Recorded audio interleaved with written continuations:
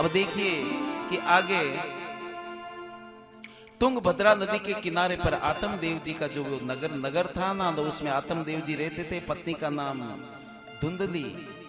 और ये धुंधली चंचल थी, कुलीन घर की, सुंदर होते हुए भी बड़ी चंचल आसक्ति। उनकी ऊट बैठ जो थी ना, वो साधारण के साथ थी।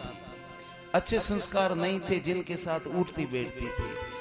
उसकी कोई सहेलियां ऐसी थी, उनके साथ बातें करती रहती थी। इस प्रकार इनके कोई पुत्र नहीं हुआ महाराज, आत्मदेव के कोई पुत्र नहीं हुआ।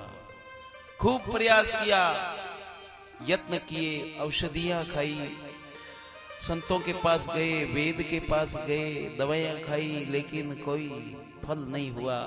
यज्ञ किए, अनुष्ठान किए, पुत्र के लिए खूब जतन किए, कोई पुत्र नहीं हुआ। जितनी लगन से आत्मदेव जी पुत्र की प्रतीक्षा करते रहे, चाहना करते रहे, धुंधली इतना फिक्र नहीं करती थी, कोई बात नहीं। इस प्रकार उनकी कोई बाल बच्चा न होने के कारण दुखी रहने लगे। और कहते हैं कि महाराज वो अधिक दुखी हुए।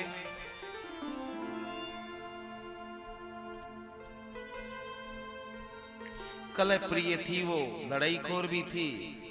अनेक प्रकार के दान धर्म किए, परंतु सब निष्फल हुए। आत्मदेव ब्राह्मण दुखी हो वन में चले गए। एक दिन वो वैरागी जगह उनको और जंगल में चले गए कि मेरा इस घर में क्या काम, जब घर में मेरे संतान नहीं है तो मेरा ये घर किस काम का, ये धन किस काम का। जब घर में बच्चों की किलकारियां नहीं है, जब घर में बालक नहीं है, तो महाराज ये गृहस्थी का घर अच्छा नहीं लगता।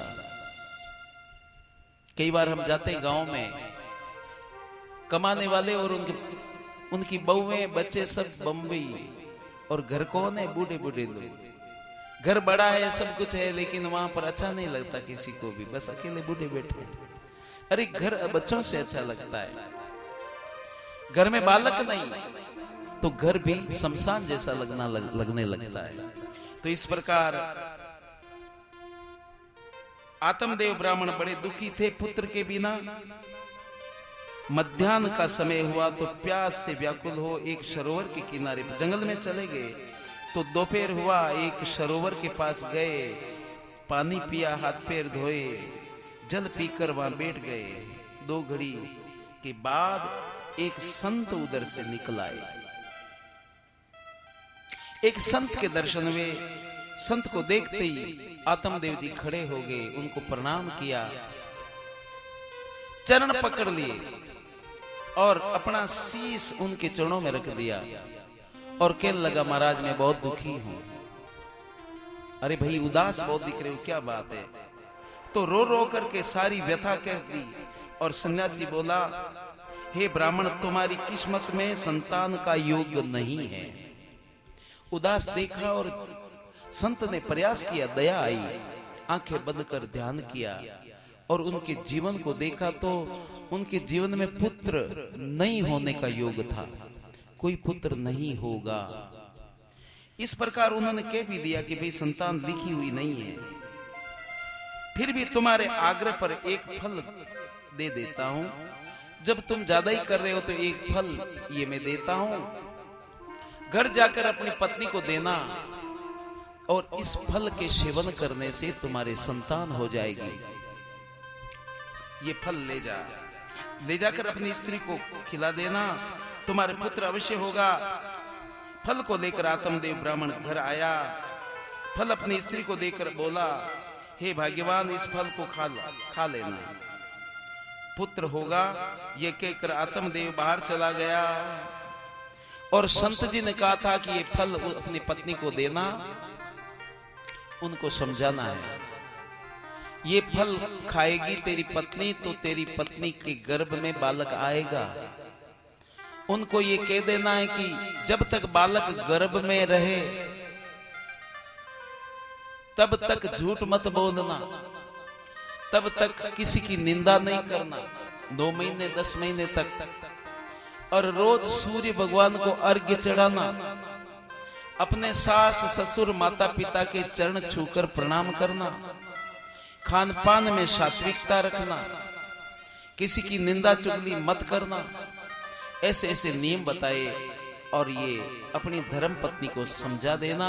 सन्यासी ने ये बात आत्मदेव को बताई और आत्मदेव ने अपनी धर्म पत्नी को कह दिया कि देखो ये फल खाना है और ये नियम पालन करना है।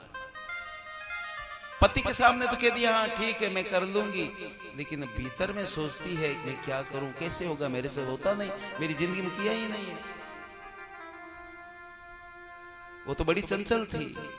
तो महाराज आत्मदेव जी तो बाहर चले गए फल देकर। अब उसके मन में माई नहीं, बात समाई नहीं, तो अपनी सहेली के पास गई, उसको बुलाया, अपने पास बिठाया कि सुनेरी मेरे पतिदेव एक फल लाए और ये फल खाने के लिए कह रहे हैं और ये खाते ही मैं गर्भवती हो जाऊंगी और मैं नहीं चाहती कि मेरा पेट बढ़ जाए। मैं कैसे चलूंगी फिरूंगी, मेरा पेट बड़ा हो जाएगा, मेरा शरीर बेडोल हो जाएगा, मैं चल फिर भी नहीं ठीक से सकूंगी। और कोई चोर आएगा, डाकू आएगा ना, तो घर में जब कोई लूटपाट करेगा तो सब लोग भागेंगे, तो मैं तो भाग ही नहीं सकती। और ऐसे में जब मैं भारी पगा हो जाऊंगी तो मेरी ननद आएगी और मैं तो ज्यादा चल फिर नहीं सकूंगी, वो सारा मेरा धन बटोर के ले जाएगी। उल्टे सीधे सपने देखने लगी, उल्टा सीधा सोचने लगी। उसकी सहेली सारी बात सुन ली और सुनकर के कहने लगी तू चिंता मत कर, और ये फल तू नहीं खाए तो मत खा, मेरे पेट में बच्चा है, हम लोग गरीब बहुत हैं और तुम्हारे पास पैसे बहुत हैं, तो जो मेरे बच्चा होगा ना मैं तुमको दे दूंगी, और तुम तब तक ये नाटक करती रहो कि मेरे पेट में बालक है, और ये जो फल है ना इसको तो अपने गाय को खिला देना, देखें ये फल काम करता है कि नहीं। और तुम कहती रहो कि मेरे पेट में बच्चा है और मेरा वाला बच्चा जन्मते ही मैं तुमको दे दूंगी, और मैं कह दूंगी मेरा बच्चा तो हुआ लेकिन मेरा बच्चा मर गया और ये बच्चा मैं तुम्हें सौंप दूंगी। इस प्रकार उसको समझाया और ऐसा ही किया महाराज, ऐसा ढोंग किया, पाखंड किया। 9 महीने के बाद में उस पड़ोसन के पुत्र हुआ, चुपके से उसके पति ने रात को उनके ले जाकर दे दिया, और इधर थालियां बजा दी, थाली बजा दी, ओहो आत्मदेव जी के पुत्र हुआ, आत्मदेव के पुत्र हुआ। और पुत्र, बड़ी खुशी हुई आत्मदेव जी को कि मेरे पुत्र घर में, कोई बात नहीं जानना, घर में पुत्र हुआ है, बड़ी खुशियां, बड़ी बधाइयां बंटने लगी, और इस तरह बहुत राजी हुए और घर घर बधाइयां बंटने लगी। और अब वो उनकी धर्मपत्नी कहती है बच्चा तो है लेकिन मेरे दूध नहीं उतरता, अब दूध आए तो जन्म थोड़ी दिया उसने, दूध कहां से आएगा। कहा कि अभी एक मेरे पड़ोसन के बच्चा हुआ था, वो मर गया है, उसको ला करके इसका दूध पिलाओ। वो था ही उसका बच्चा, उस पड़ोसन को बुलाया और उसको दूध पिलाया। इस तरह करते उसका पालन होने लगा, और उसका कुछ दिन बाद नाम संस्करण किया, और नाम संस्कार किया। आत्मदेव जी ने उसका नाम धुंधकारी रखा। क्या नाम रखा? धुंधकारी। ये धुंधली का पुत्र धुंधकारी, जैसी मां वैसा ही बेटा। अब वो धुंधकारी बड़ा होने लगा। महाराज धुंधकारी के जन्म के कुछ ही दिन बाद उनके बाड़े में जो गाय थी ना, उस गाय के एक सुंदर बालक जन्मा। और बालक जन्मा गाय के तो बड़ा चारों तरफ इसका आश्चर्य कि ओहो देखो गाय के एक लड़का जन्मा है। आत्मदेव जी का भाग्य जगा, आज उनको घर में पुत्र हुआ है और गौ के भी पुत्र हुआ। उस बच्चे को खूब लाड प्यार से उसका नामकरण किया और उसका नाम रखा गोकर्ण। उसका कान गाय जैसा था, क्योंकि गौ के जन्मा था, उसके कान तो गौ जैसे थे, लेकिन और बाकी शरीर बहुत सुंदर एक आदमी था। इस तरह वो बालक गोकर्ण नाम से विख्यात हुआ। और उस बालक को धीरे धीरे वेद विद्या पढ़ाई, वो बड़ा धर्मात्मा हुआ और इधर ये धुंधकारी बड़ा पापी बच्चों के साथ खेलता था। खेल ही खेल में बच्चों को पीटता, मारता, धक्का दे देता, खड्डे में गिरा देता। और थोड़ा बड़ा हुआ तो चिड़ी कमेड़ी को पत्थर फेंक के मारने लगा। गाय को मारता, जानवरों को मारता, किसी को भी तकलीफ देता। और वो ब्राह्मण का पुत्र है, फिर भी ब्राह्मण के घर में होते हुए भी खान पान का ध्यान नहीं, न जनेऊ संस्कार किया और न ही संध्या बंदन करता है, न ही कोई गायत्री जप करता है। ब्राह्मण के सारे कर्म खो दिए उसने। बड़ा पापी निकला ये। आगे जाकर के थोड़ा और बड़ा हुआ तो कुत्ते ले जाता जंगल में साथ में, और शिकार खेलने के लिए धनुष बाण लेके जाता, शिकार करने लगा, मांस खाने लगा। तो ये धुंधकारी बड़ा पापी और मांसाहारी बन गया धीरे धीरे महाराज। इस प्रकार उसके पाप से बाप बहुत दुखी हुए, बहुत दुखी हुए। आत्मदेव जी बहुत चिंतित हुए कि ये बेटा किस काम का, ये तो सारा मेरा तो डुबो दिया धर्म कर्म सब। अब महाराज वो और बड़ा हुआ, उसके बाद में ये जो है वेश्याओं से प्रीति करने लगा, और वेश्याएं धन चाहती है। अब धन घर से ले जा के देने लगा तो इसकी माँ बहुत दुखी हुई। इसके दुख से इसकी माँ कुएं में गिर गई, धुंधली कुएं में गिर गई। और इसके पिताजी बहुत दुखी हुए, और इनके पिताजी ने कहा कि बेटा मैं क्या करूं। गोकर्ण से कहा, और गोकर्ण ने कहा पिताजी देख ली इस दुनिया को, इस पुत्र सुख को यहाँ कुछ भी नहीं है। इसलिए गोकर्ण ने कहा हे पिताजी आप जाओ भजन करो, अब आप 60 साल के हो गए, ये समय भजन करने का है, अब उलझो मत। ये पुत्र की कामना से आप कितने व्यथित रहे, और पुत्र होने पर कितना कष्ट हुआ, और हम लोग पुत्र होते हुए भी आपको सुखी नहीं कर सके।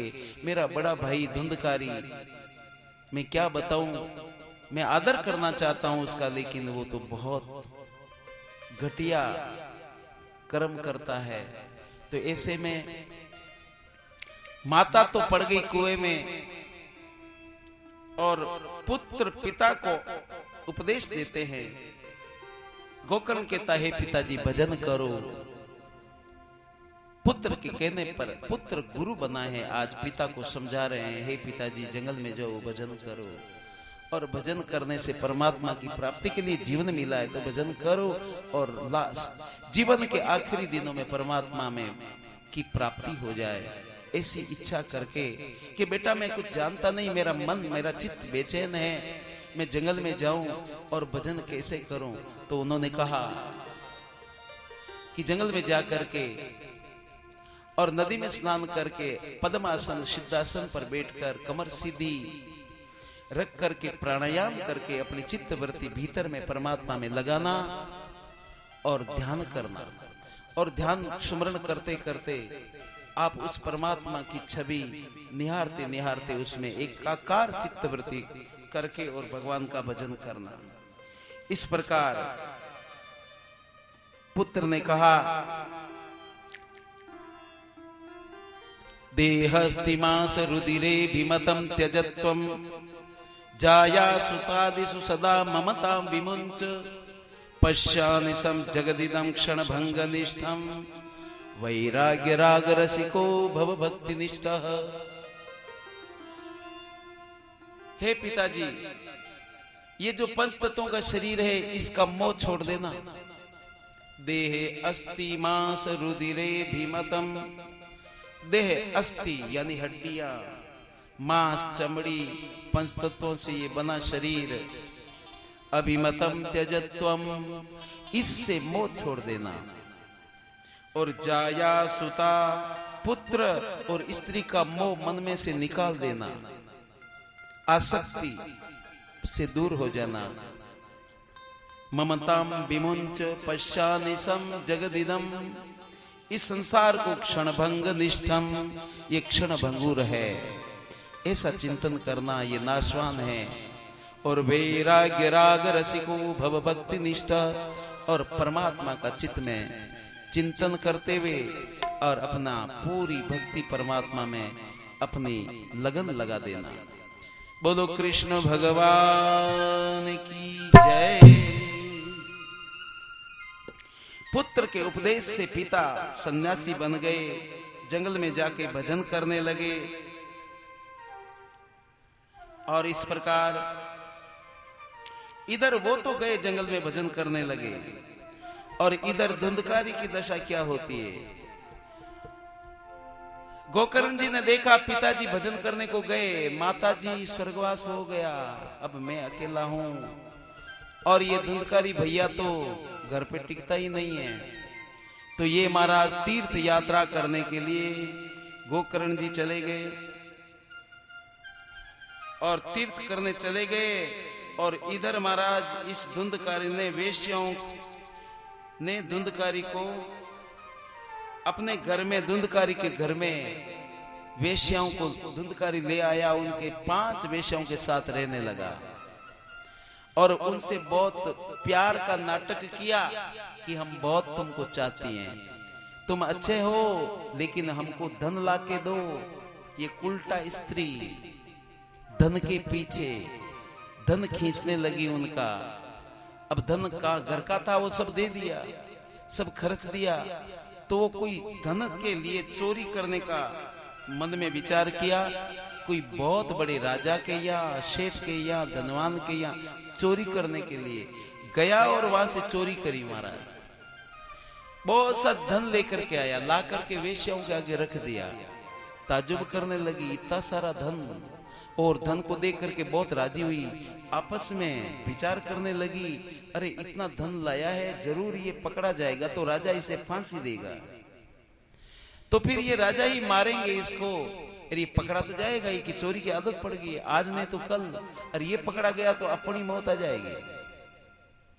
तो इसने क्या किया महाराज, इन 5 वेश्याओं ने एक ऐसी योजना बनाई कि अब ये इसको राजा ही मारेगा तो अपन ही इसका सफाया परा करो। सच है ये उल्टा स्त्रियां किसी की नहीं होती, केवल स्वार्थ की। इसलिए कहा है, त्रिया चरित्रम पुरुषस्य भाग्यम देवोपि न जाना कुतः मनुष्य, कृपणस्य वित्तम नृपस्य चित्तम। राजा के चित्त का कोई नहीं जानता उसके मन में क्या है। कृपणस्य वित्तम, एक कंजूस के पास कितना धन है कोई नहीं जान सकता। और मनोरथम दुर्जन मानवानाम, और दुर्जन व्यक्ति के मन में क्या है ये कोई नहीं जानता। त्रिया चरित्रम, और स्त्री के त्रिया के चरित्र को कोई नहीं जानता, मन में कुछ और बाहर कुछ और।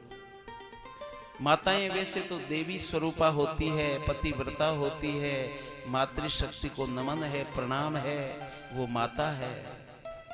लेकिन कुछ एक ऐसी स्त्रियां होती है जो कि भोगों में आसक्त, और इस तरह के संस्कार खराब होते हैं, उनके लिए सावधानी रखनी जरूरी है।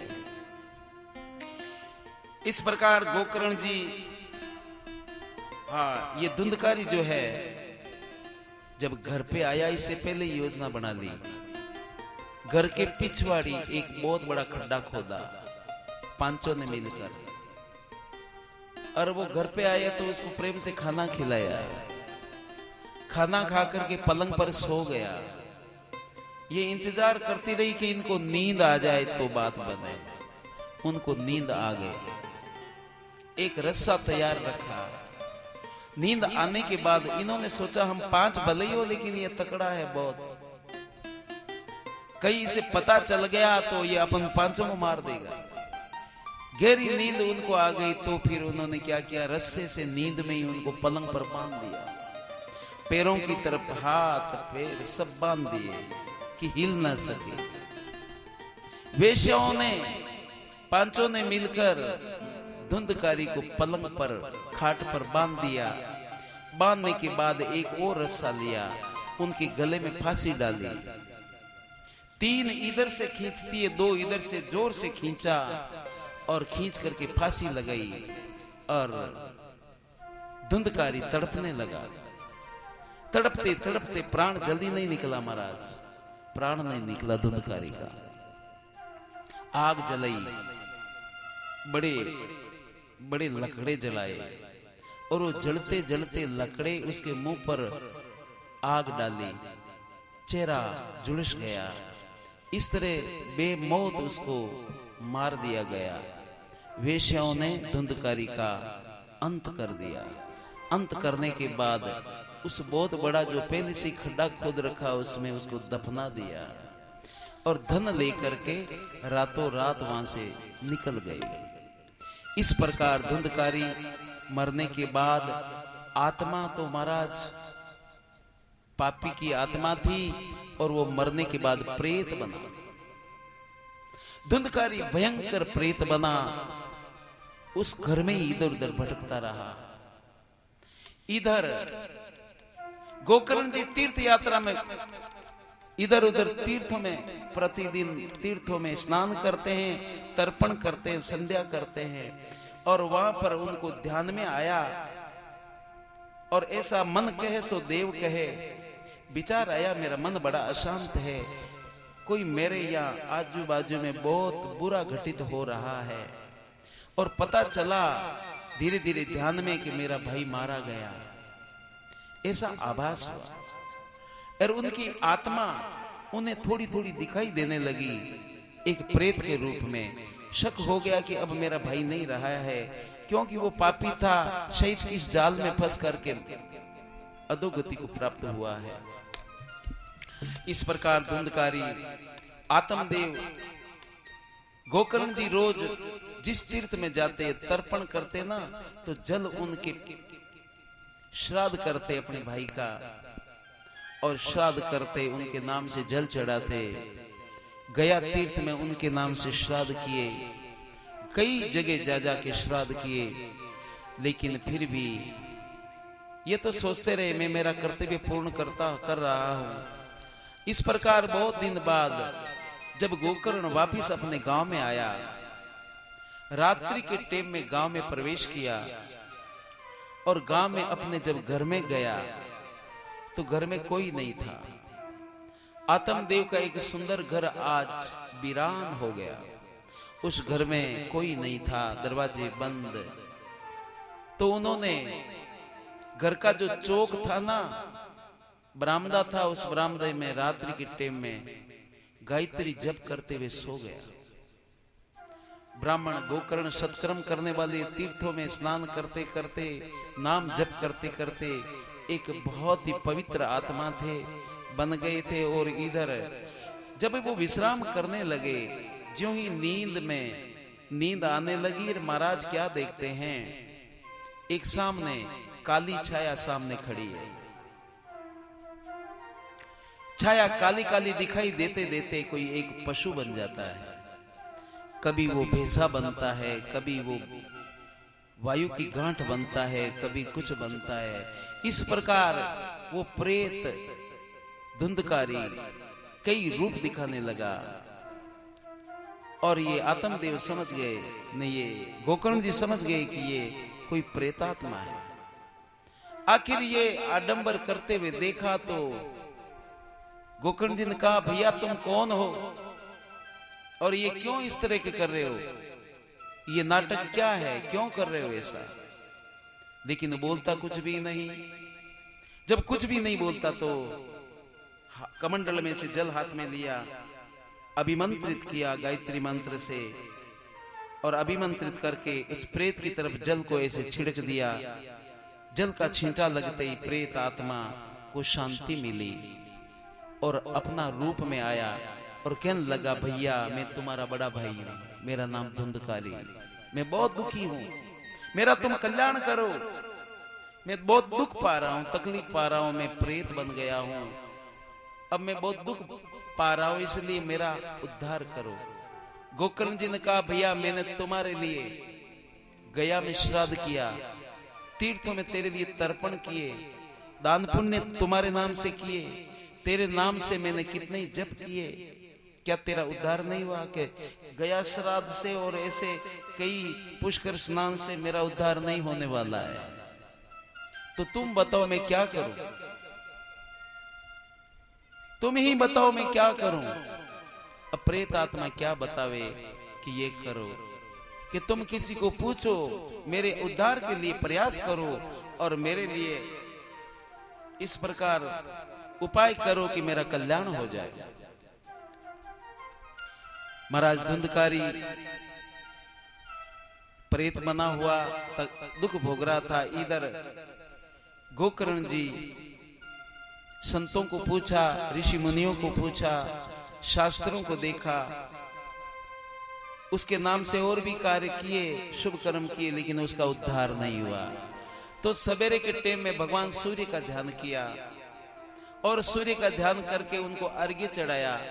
भगवान सूर्य का ध्यान करके इस भगवान सूर्य को प्रार्थना करी, हे सूर्य नारायण, मेरे भाई का उद्धार कैसे हो, अधोगति में चला गया, प्रेतात्मा का उद्धार कैसा हो। तो उधर से आवाज आई, भगवान सूर्य भगवान की ओर से आशीर्वाद और प्राप्त उपदेश प्राप्त हुआ, हे गोकर्ण जी, इनको श्रीमद् भागवत कथा सुनाओ, इसको श्रीमद् भागवत कथा सुनाओ, भागवत से इसका उद्धार हो जाएगा, इसका कल्याण हो जाएगा। नमस्कार किया सूर्य भगवान को और प्रसन्नचित होकर के गोकर्ण जी वापिस घर लौटे और विचार करने लगा, मैं मेरे भाई के लिए मैं श्रीमद् भागवत पाठ करूंगा, कथा करूंगा, मेरे भाई का उद्धार हो जाएगा। इस प्रकार बोलो कृष्ण भगवान की जय, भागवत पुराण की जय।